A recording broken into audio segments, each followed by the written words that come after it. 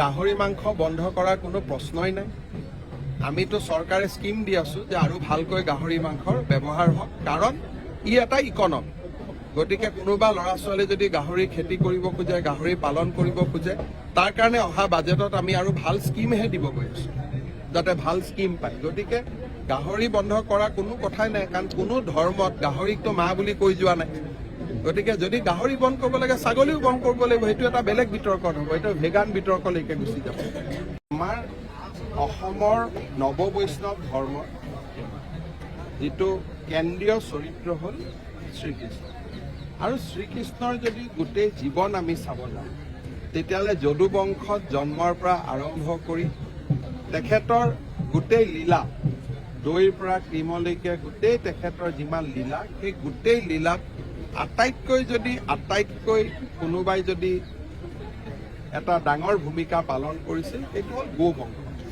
গতিকে মহাপুৰুষ শ্ৰীমন্ত শংকৰদেৱে হওক, অসমৰ সনাতন, ভাৰতবৰ্ষৰ সনাতন সংস্কৃতিৰ বাবে গো বংশ হ'ল আটাইতকৈ পূজ্য আৰু সন্মানৰ। কাৰণ আদিম দিনত গৰু অবিহনে সমাজ জীয়াই থাকিব নোৱাৰিছিল। গৰুৱে খেতি কৰোৱাইছিলে, গৰুৱে গাখীৰ দিছিলে, গৰুৰ গোবৰেৰে খেতি হৈছিল। সমাজ জীৱনত গৰুৱে যিমান আমাৰ পিতৃপুৰুষসকলক যিমান উপকাৰ কৰিছিল, সিমান উপকাৰ আন কোনোৱেও কৰিব পৰা নাছিল। সেইকাৰণে ভাৰতবৰ্ষৰ সনাতন সভ্যতাই গো বংশক নিজৰ মাতৃৰ সৈতে তুলনা কৰে।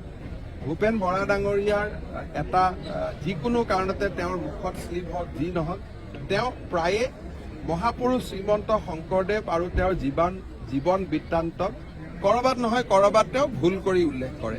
মই ভাবোঁ যে তেখেতে কোনোবা এটা সময়ত ভাল কৰি গোটেই কথাখিনি পঢ়ি শুনি ল'ব লাগে, নিজৰো জ্ঞান ভাল হ'ব আৰু এইটো বুজি পাব যে কোনো ধৰণৰ হিন্দুৰ মাজত যিমানে পাৰ্থক্য নাথাকক, কোনোবাই মন্দিৰত যায়, কোনোবাই নামঘৰত যায়, কোনোবাই বৃক্ষক পূজা কৰে, কিন্তু সনাতন হিন্দুত এটা সৰ্বজন স্বীকৃত যিটো উপাদান হ'ল, সেইটো হ'ল গো আমাৰ মাতৃ, আৰু গোক আমি মাৰ সৈতে তুলনা কৰোঁ।